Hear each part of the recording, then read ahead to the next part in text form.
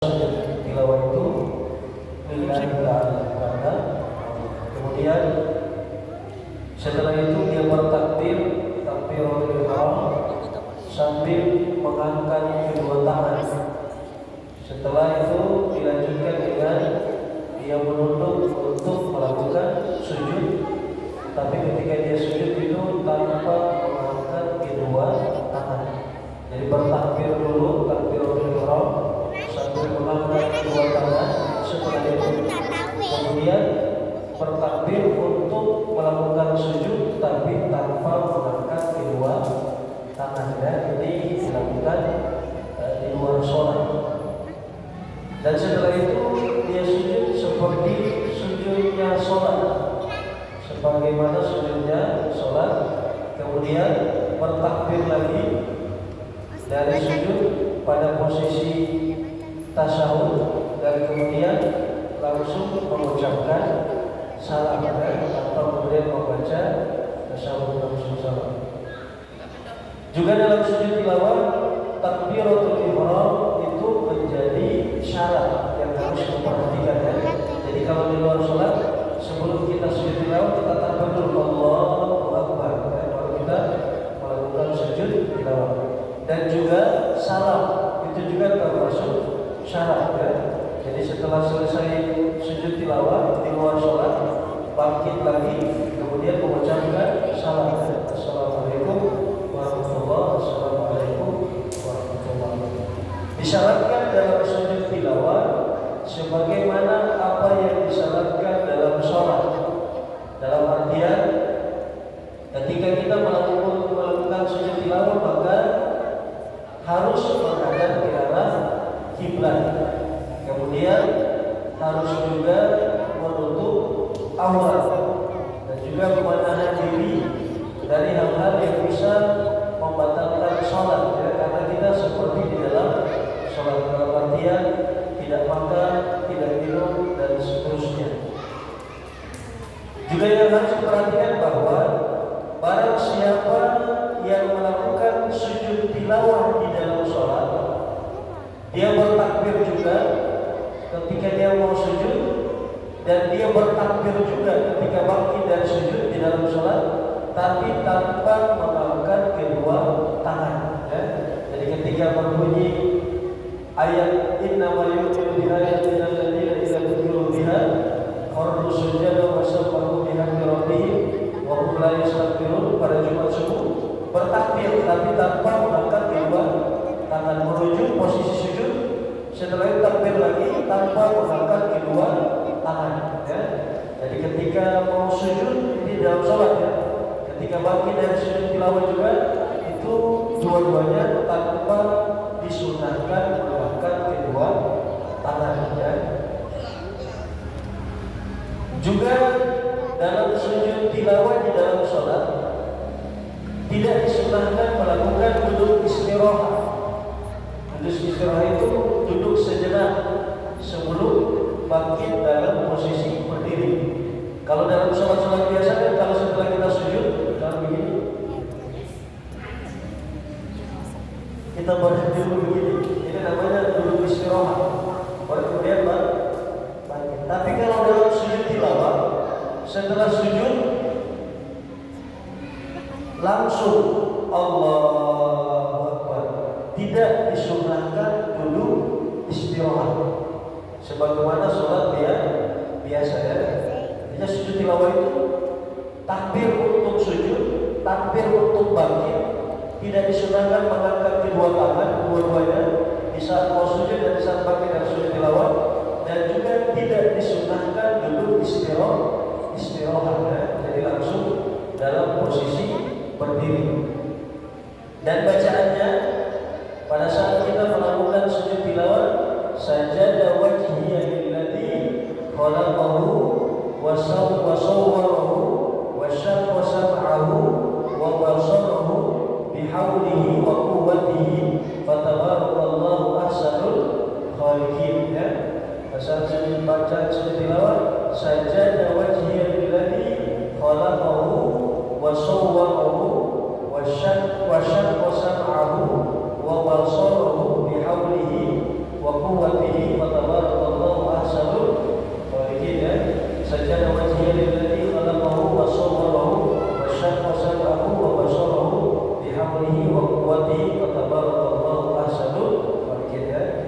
sujud wajahmu kepada Allah yang telah menciptakannya, yang telah membentuknya dan menjadikan atau membuat pendengarannya dan penglihatannya dengan daya dan kekuatan darinya dari Allah, dan maha suci Allah sebagai pencipta.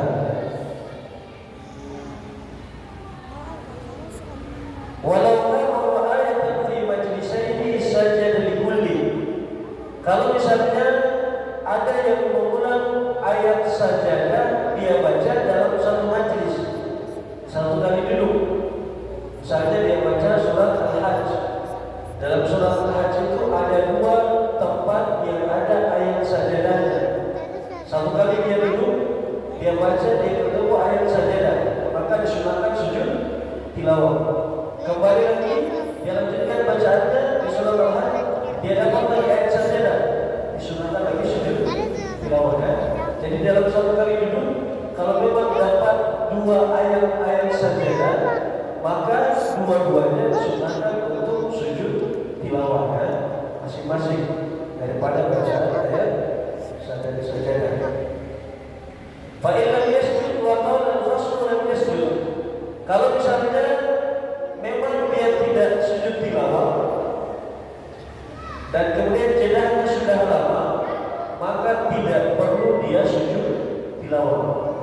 Dia baca ayat sajadah dan dia tidak sujud tilawah, jedahnya sudah lama, maka tidak perlu dia sujud tilawah. Kecuali setelah dia baca ayat sajadah, pertama dia tidak sujud, tapi teringat dan dia mau sujud dan jedahnya tidak lama, silahkan boleh dia sujud tilawah. Seperti dengan catatan tadi, jedahnya tidak lama. Baik, kita lanjutkan pada sujud syukur. Wa sajdatu syukri la tadkhulu shalah. Jadi sujud tilawah tadi sudah selesai, kita lanjut pada sujud syukur. Sujud syukur itu tidak masuk di dalam sholat. Jadi tidak ada sujud syukur di dalam sholat. Kalau sujud sahwi adanya cuma di dalam sholat, sujud tilawah ada di dalam sholat dan di luar sholat, maka sujud syukur hanya ada di luar sholat, tidak ada di dalam sholat. Itu bedanya antara sujud sahwi, sujud tilawah dan sujud syukur. Sujud sahwi di dalam sholat, sujud tilawah di dalam dan di luar sholat, sujud syukur ada di dalam di luar sholat, tidak ada di dalam sholat.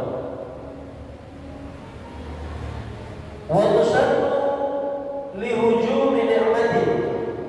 Sujud syukur itu disunnahkan ketika kita mendapatkan nikmat yang begitu besar, nikmat yang tiba-tiba, yang tidak disangka-sangka, atau nikmat yang kita anggap nikmat yang terbesar yang pernah kita dapatkan. Contoh, ada orang yang sudah lama tidak punya keturunan, maka kemudian setelah bertahun-tahun, setelah 10 tahun misalnya, dokter kemudian mengatakan bahwa istrimu sudah dalam keadaan atau positif hamil. Seketika dia langsung melakukan sujud syukur. Ini kan nikmat yang besar atau nikmat yang tiba-tiba, rezeki yang tiba-tiba. Yang seperti ini sunnah dia sujud syukur. Jadi sujud syukur itu hukumnya sunnah, sama seperti sujud sahwi hukumnya juga sunnah. Sujud tilawah juga hukumnya sunnah. Sujud syukur juga hukumnya sunnah. Atau misalnya ada orang yang tes PNS berkali-kali atau tes P3K berkali-kali, pas dia dengar kabar tahun ini informasinya dia dinyatakan lulus sebagai PNS atau ASN atau sebagai P3K, langsung dia melakukan sujud syukur, karena baginya ini nikmat yang begitu besar, tiba-tiba tidak disangka-sangka. Atau misalnya dia mendapat campur kebunnya sawah, tiba-tiba dia dapat ada harta karun, di situ ada emasnya, perangnya misalnya, maka dia melakukan sujud syukur ya, karena dia dianggap sebagai iman yang begitu besar. Atau misalnya ada orang yang bertahun-tahun tidak ada kabarnya, sudah dinyatakan hilang atau meninggal keluarganya, apakah itu saudaranya, apakah itu pasangannya, apakah itu orang tuanya, anaknya, tidak ada kabarnya bertahun-tahun, sudah dinyatakan hilang atau sudah dianggap meninggal, tapi ternyata tiba-tiba dia datang ketok-ketok pintu ucapan salam. Nah, ini juga kita disunahkan melakukan sujud syukur. Atau seperti saudara-saudara kita di Palestina, misalnya dinyatakan bahwa secara mutlak ya, bahwa Palestina menang atas Israel. Israel sudah kalah total. Itu mereka melakukan sujud syukur ya. Jadi hal-hal yang seperti ini kemudian kita disunahkan melakukan sujud syukur. Au intifa'i nikmati. Juga sujud syukur disunahkan ketika kita terlepas dari bencana. Ya, misalnya terjadi kebakaran di suatu kompleks perumahan atau di suatu lingkungan, rata-rata rumahnya terbakar dan banyak yang tidak selamat menjadi korban terbakar kebakaran. Kita ternyata ditakdirkan selamat dari musibah itu.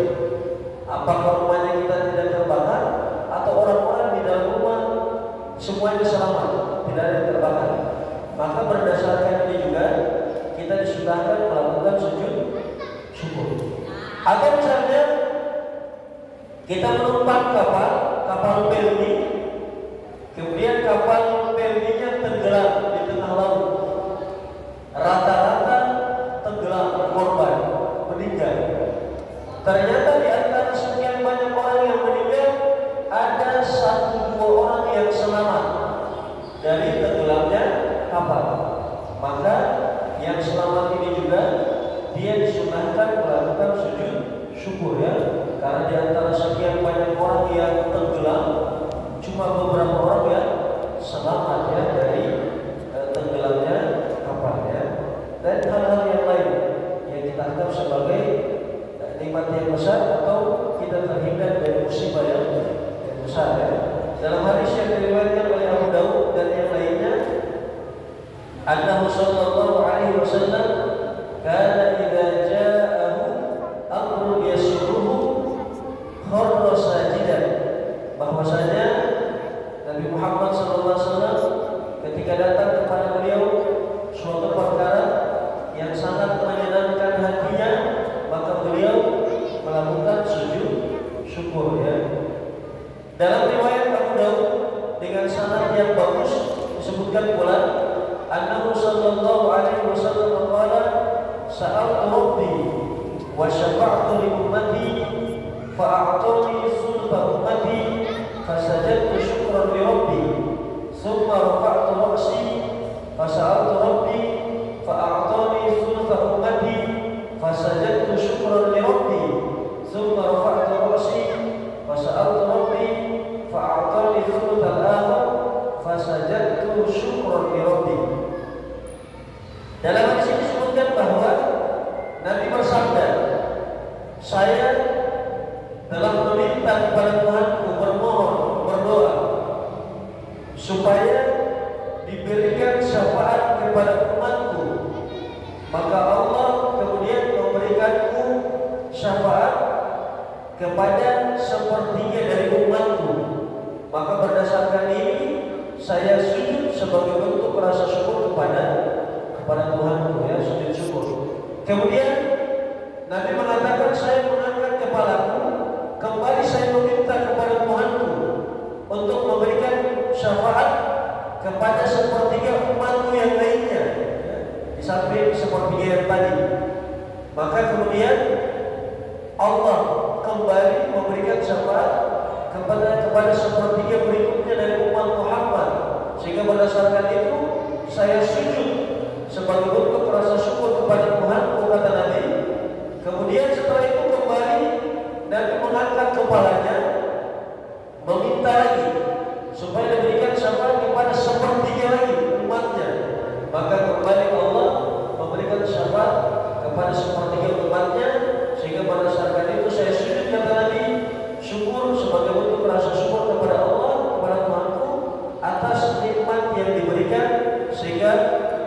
seluruh umat Muhammad diberikan syafaat ya. Qala Rasulullah sallallahu alaihi wasallam. Jadi ini dianggap Nabi sebagai nikmat yang terbesar sehingga beliau sampai melakukan sujud syukur sampai tiga kali ya. Sepertiga diberikan syafaat sujud syukur, sepertiga lagi sujud syukur, sepertiga lagi sujud syukur ya. Sehingga sempurna seluruh umat Muhammad diberikan syafaat oleh baginda Rasulullah SAW berdasarkan permohonan dari beliau dan dikabulkan oleh Allah Subhanahu wa taala. Berikutnya kita juga disunahkan sujud syukur ketika al-ru'yati mubtalah. Kita melihat ada orang yang diberikan ujian. Contoh, ada orang yang kita lihat dia cacat seluruh badannya, ya, atau misalnya dia cacat kedua tangannya atau kedua kakinya. Kita lihat. Kalau kita lihat dan kita merasa sangat bersyukur bahwa kita diberikan, diciptakan, dilahirkan dalam keadaan normal, maka berdasarkan ini kita disunahkan sujud syukur. Tapi sujud syukurnya kita itu jangan kita perlihatkan kepada orang yang bersangkutan. Kita cari tempat lain, ya. Dan kita sujud syukur di depannya. Itu sama saja kita sindir dia ya, atau kita sakiti hatinya. Jadi kalau ada orang yang cacat dan apa, kita lihat, kita bersyukur kita tidak seperti itu, diberikan nikmat oleh Allah. Maka jangan kita sujud syukur di hadapan di tempat yang lain. Kita bersyukur karena kita tidak seperti itu ya, diberikan ujian oleh Allah. Atau kita lihat ada orang yang dia buta kedua matanya, dia lumpuh, tidak bisa jalan dan lain sebagainya ya. Kita melakukan sujud syukur karena kita terhindar dari ujian itu ya, dari cobaan itu. Dan termasuk juga yang dianggap sebagai musibah terbesar adalah ketika orang diberikan musibah dalam agamanya. Maksudnya orang diberikan musibah dalam agamanya ini kalau ada orang yang dia murtad ya, yang tadinya dia masuk Islam, tiba-tiba dalam riwayat hidupnya dalam perjalanan dia murtad, berpindah agama ya. Juga bisa berdasarkan ini kita syukur karena kita tidak seperti orang yang murtad itu ya.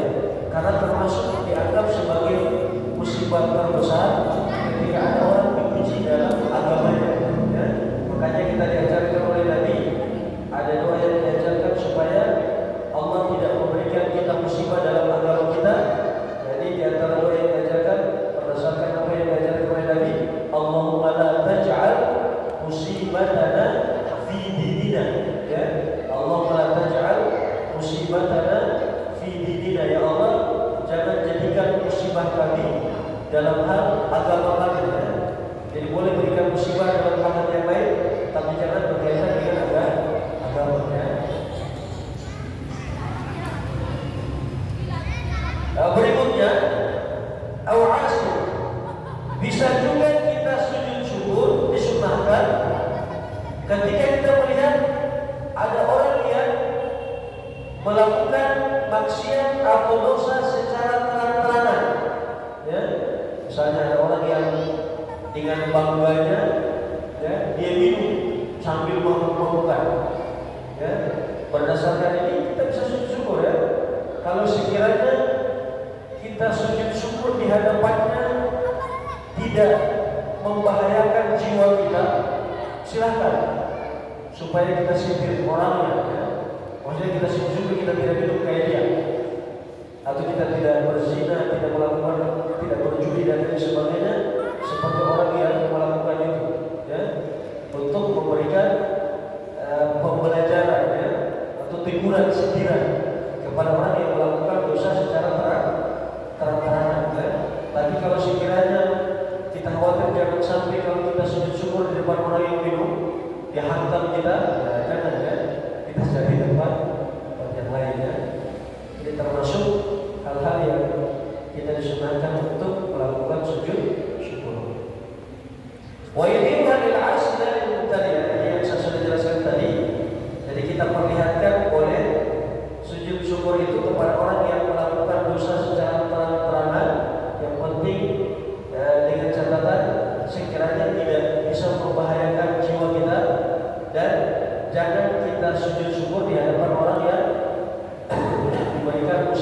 ujian ya, seperti cacat badannya, buta matanya ya, dan lain sebagainya.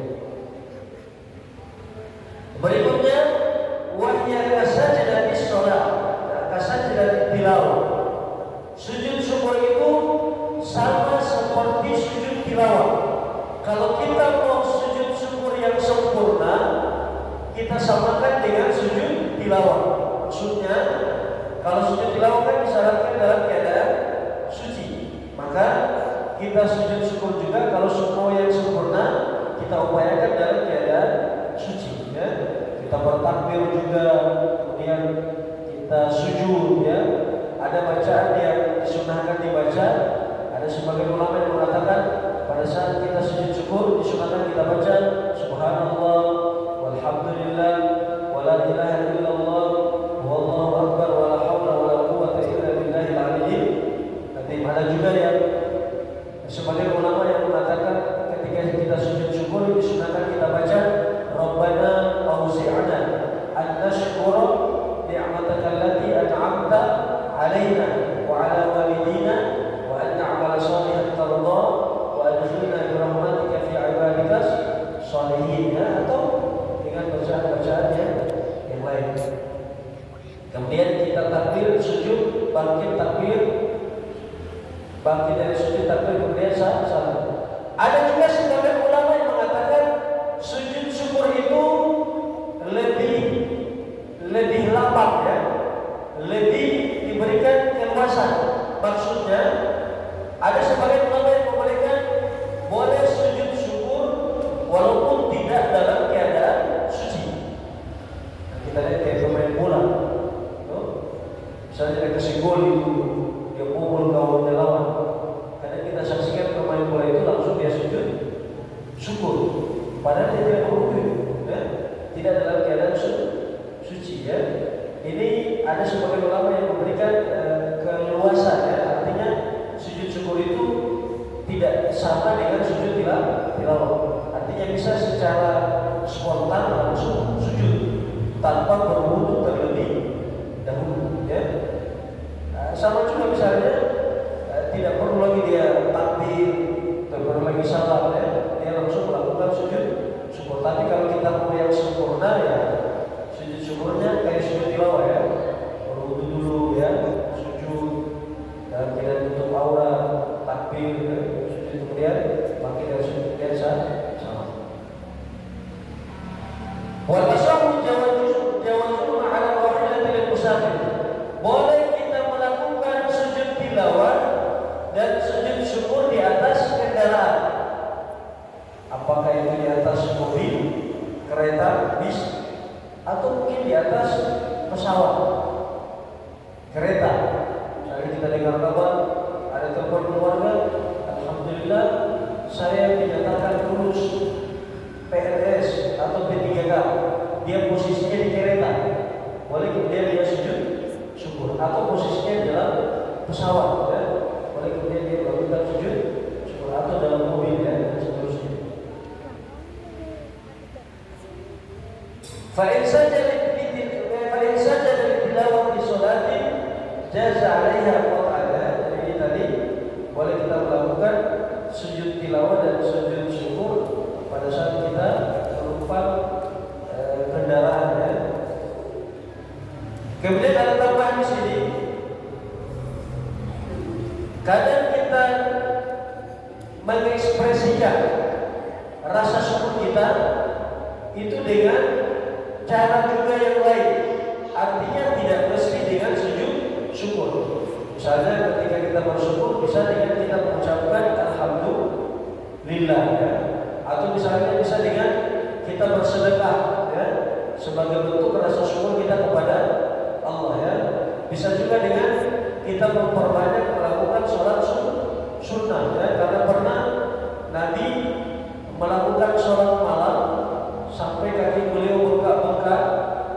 Kemudian setelah selesai sholat, Aisyah kemudian bertanya kepada Nabi, ya Rasulullah, kenapa engkau sholat sampai seperti ini? Saking semangatnya sampai kaki beliau bengkak-bengkak. Maka apa jawaban Nabi? Afala uhibbu an akuna 'abdan syakura. Apakah dengan itu semua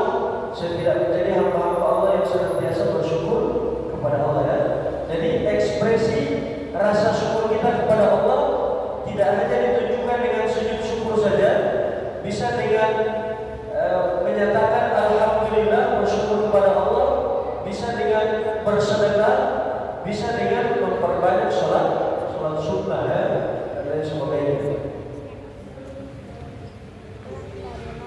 Walau taqarraba ila Allah bisajdatin min ghairi sababin haram walau ba'da sholati. Misalnya ada orang yang mendekatkan diri kepada Allah dengan sujud tanpa ada sebab apa-apa setelah dia melakukan sholat, maka yang seperti ini diharamkan karena tidak berdasarkan syariat.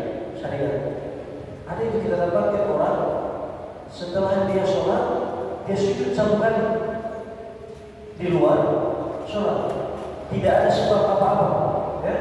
Yang seperti ini tidak diperbolehkan karena tidak berdasarkan syariat ya? Jadi orang yang membiasakan seperti ini, jangan dia teruskan ya? Setelah selesai sholat, dia sujud. Tidak tahu sujud apa itu. Bukan juga sujud syukur, bukan juga sujud tilawah. Cuma dia sujud saja ya? Yang seperti ini tidak disyariatkan, tidak disunnahkan. Kecuali kalau misalnya selesai dia sholat, dia buka HP-nya, ada informasi yang dianggap sebagai nikmat yang besar, rezeki yang tidak disangka-sangka, baru dia sujud syukur ya. Kalau tidak ada sebabnya, tidak boleh ya, diharapkan. Karena dianggap sebagai bid'ah ya. Wa kullu bid'atin dhalalah ya. Setiap bid'ah itu adalah sesat. Dan juga apa yang dilakukan oleh orang-orang yang tidak tahu, dia sujud di hadapan masyayikh, ulama ya, atau dia sujud ke tempat-tempat yang dianggap sebagai tempat-tempat yang bersejarah atau tempat-tempat yang diagukan, ini tidak boleh ya. Sujud itu hanya dipersembahkan kepada Allah. Bukan misalnya kalau ada kita anggap wali atau syekh, kita sujud di hadapan, tidak ya, tidak boleh. Karena sujud itu cuma diperuntukkan kepada Allah ya. Jadi apa yang dilakukan saudara-saudara kita yang lain yang berbeda keyakinan dengan kita, dia sujud misalnya di hadapan apa, itu tidak boleh kita contoh ya. Karena sujud itu hanya diperuntukkan kepada Allah ya. Wa ma khalaqtul jinna wal insa illa liya'budun ya. Allah berfirman, dan aku tidak menciptakan jin dan manusia melainkan beribadah, menyembah kepada ya, sujud hanya kepada Allah ya, bukan kepada makhluk atau kepada yang lain. Ini kajian kita terkait dengan sujud syukur sudah selesai, dan 3 sujud kita sudah tuntaskan: sujud sahwi, sujud tilawah, dan sujud syukur ya. Sudah selesai kajiannya. Dan sebelum kita lanjut pada kajian atau pembahasan berikutnya yang berkaitan dengan sholat sunnah, mungkin ada yang mau bertanya ya, kita berikan kesempatan ya. Silakan kalau ada yang mau bertanya ya, silakan. Ada pertanyaan? Silakan.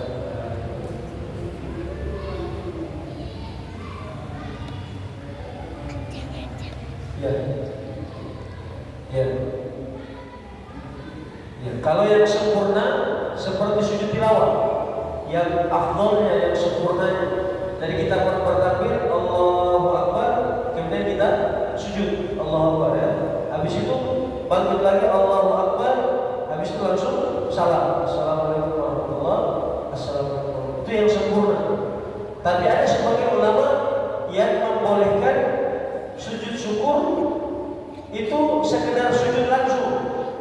Jadi tidak lagi pakai takbir, tidak lagi pakai salam, langsung ya. Itu kalau kita mau sujud syukur yang biasa. Yang kita saksikan ada orang yang tiba-tiba dia dengar lulus lalu dia sujud ya. Padahal dia belum berwudu ya. Tapi kalau yang sempurna ya, kita berwudu dulu ya, kita bertakbir, kita sujud, bangkit, baru kita salam. Itu sujud syukur yang sempurna ya. Dan boleh tadi saya katakan yang minimal ya, artinya yang biasa boleh langsung sujud syukur saja ya. Tidak ada yang lain, tidak cuma sujud saja, sujud sebagai bentuk rasa syukur kepada Allah. Ya, ada lagi mungkin silakan yang mau bertanya. Ya.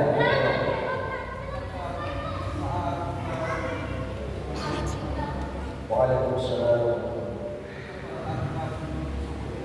Apakah sesuai kondisi apa yang kita lakukan atau dengan sebutan Allah atau kita bisa pakai bahasa kita Ya. Kalau kita pakai bahasa Indonesia dan kita melakukan sujud syukur ya, tidak perlu kita lafalkan ya. Kalau kita melakukan sujud syukur yang sempurna, karena sujud syukur yang sempurna berarti dia posisinya di dalam sholat, sama seperti orang ketika sholat ya. Jadi yang berkaitan dengan bahasa Indonesia tadi tidak perlu kita jaringkan, cukup di dalam hati. Nah, kecuali misalnya kita bersyukur ya Allah, alhamdulillah bersyukur saya lulus. Nah, baru setelah kita sujud syukur ya. Jadi sujud syukur itu dilakukan ketika kita pas mendapatkan nikmat rezeki ya, atau kita mendengarkan informasi pada saat itu kita mendapatkan nikmat yang tiba-tiba ya, yang tidak disangka ya. Itu maksudnya pertanyaannya ya, sebabnya. Jadi kalau misalnya dia bahasa Indonesia, kalau kita mau yang sempurna tidak perlu dilafalkan ketika kita sujud. Maksudnya dalam posisi sujud syukur, cukup di dalam hati ya. Kita bersyukur kepada Allah atas segala nikmat yang diberikan ya. Nah, nanti kalau pengucapan lafal rasa syukurnya bisa dilakukan sebelum dia melakukan sujud syukur atau setelah dia melakukan sujud syukur ya. Karena ketika dia sujud syukur yang sempurna itu berarti dia dianggap di dalam sholat. Dan ketika kita berada dalam sholat berarti kita tidak boleh berkata-kata, cuma lafaz zikir atau doa yang kita ucapkan. Ya, jelas ini. Ada lagi? Silakan yang mau bertanya. Saya berikan kesempatan. Masih ada waktu sekitar kurang lebih 7 menit ya. Saya ada, kalau tidak kita lanjut ya. Tidak ada? Baik, kita lanjut. Babun fi sholatin nafli. Bab yang berkaitan dengan sholat sunnah ya. Kita akan kaji, bahas secara terperinci hal-hal yang berkaitan dengan sholat sunnah ya. Sebelumnya an-naflu lughatan az-ziyadah. An-naflu yang diartikan sunnah, sholat sunnah itu secara bahasa diartikan dengan az-ziyadah. Az-ziyadah itu artinya tambahan. Karena memang sholat sunnah itu sebagai tambahan dari sholat wajib. Karena yang wajib itu cuma sholat fardu yang 5 waktu ya. Sisanya adalah sholat sunnah atau sebagai tambahan dari sholat fardu ya. Ini secara bahasa. Sedangkan menurut istilah an-nafl itu diartikan dengan ma'adal faraid. Sholat selain sholat wajib ya. Apakah itu dia sholat sunnah duha, sholat sunnah witir ya, sholat tahajud, sholat hajat dan seterusnya ya, yang masuk dalam selain daripada sholat fardu yang 5 waktu ya. Ini an-naflu menurut syariat ya, menurut syariat Islam atau istilah dalam syariat Islam. Ada 3 istilah terkait dengan ibadah sunnah. Kadang disebut dengan tatawwu, kadang juga disebut dengan sunnah, kadang juga disebut dengan mustahab ya. Ada sebagian ulama yang membedakan. Jadi kalau tatawwu itu hal-hal yang disunahkan tapi tidak ada dalil khusus yang menganjurkan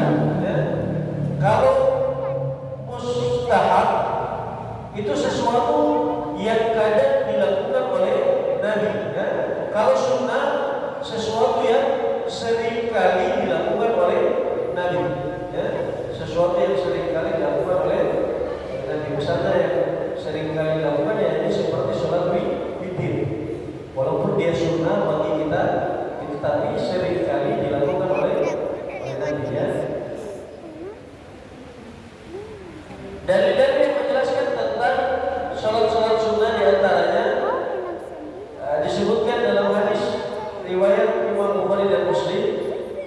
Rasulullah SAW pernah ditanya, ayyul a'mali afdal?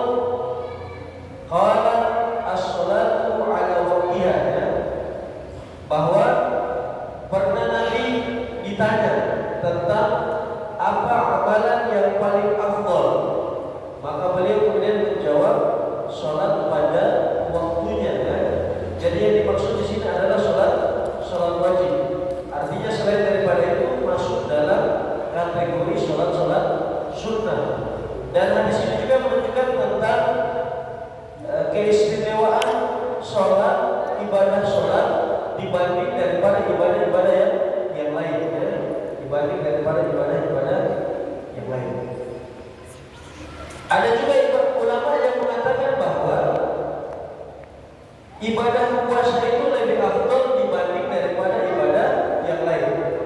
Salah satu di antara dalilnya yakni hadis Nabi yang diriwayatkan oleh Imam Bukhari dan Muslim, disebutkan bahwa Rasulullah SAW bersabda, "Kullu 'amali ibni Adam lahu illa as-shaum fa innahu li wa ana ajzi bihi."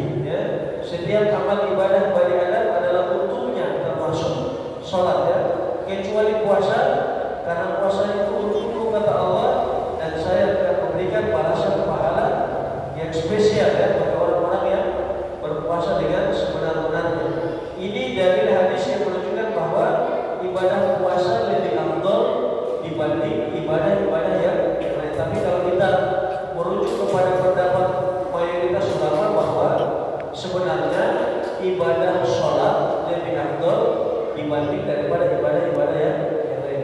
Ada juga pendapat yang ketiga mengatakan bahwa kalau di Mekah itu ibadah sholat yang lebih afdal dibanding daripada ibadah-ibadah yang lain.